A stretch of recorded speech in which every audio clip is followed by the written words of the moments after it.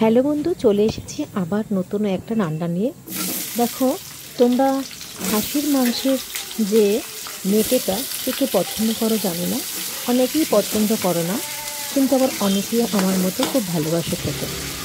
যেমন আমার ছেলেটাকে একদমই পছন্দ করে না, কিন্তু তা বলে কি আমার খেতে ইচ্ছা গেলে আমি খাবো না? তো আমি আমার মতো করে রান্না করলাম। তো যেহেতু মাটনের মেটে, সেহেতু একটু স্পাইসি না হলে কিন্তু ভালো লাগবে না।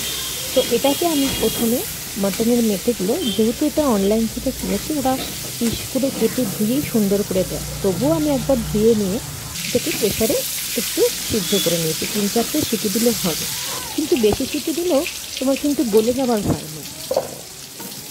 তাই নিজের সুবিধা মতো আমি 3-4টে সিটি দিয়েই দিয়েছি কুকারে।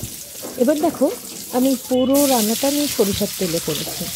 সরিষার তেলে কীভাবে করলাম, তেল দিলাম, ছোটো ছোটো করে ওই মেটের সাইজেরই আমি আলু কেটে নিয়েছি। তো আলুগুলো একটু ভেজে ভেজে তুলে নিলাম লাল লাল করে। এবার আমি পেঁয়াজ দিয়ে দেবো। পেঁয়াজটা দেওয়ার পরে পেঁয়াজটাকে যেমন করে ভেজে সুন্দর করে সব রকম মশলা মিক্সিতে পেস্ট করে কষে, যেভাবে তোমরা মাটন রান্না করো ঠিক সেভাবেই তোমরা মশলাটা কষবে। তো মশলাটা যখন কড়া থেকে তেল ছাড়বে, তখন কিন্তু খুব ভালো করে ঘন ঘন নেড়ে নেড়ে তোমাদেরকে রান্নাটা কষতে হবে মশলাটা, তবেই কিন্তু সুন্দর খেতে লাগবে।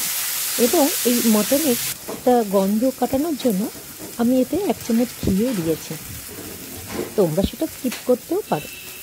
তো সব রকম মশলা দিয়ে কষতে কষতে যখন কষানো হয়ে যাবে, ঠিক তখন সিদ্ধ হওয়া মেটেটা আমি তুলে দেবো এবং সেটার সঙ্গেও ভালো করে কষতে হবে। কষার পরে সিদ্ধ করা আগে থেকে ভেজে রাখা যে আলুগুলো, সেই আলুগুলোকে আমি একসঙ্গে এর সাথে দিয়ে দেবো। দিয়ে বেশ কিছুক্ষণ নাড়ার পরে মিক্সির বাটি ধোয়া যে জলটা থাকবে, সেই জলটা দিয়ে দিলাম, যাতে আলুটা ভালো করে সিদ্ধ হয়।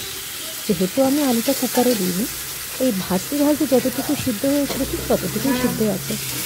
তাই একটু জল যাতে দিলাম, যাতে আলু আর মেটেটা আবারও একসাথে মশলার সাথে সিদ্ধ হয়।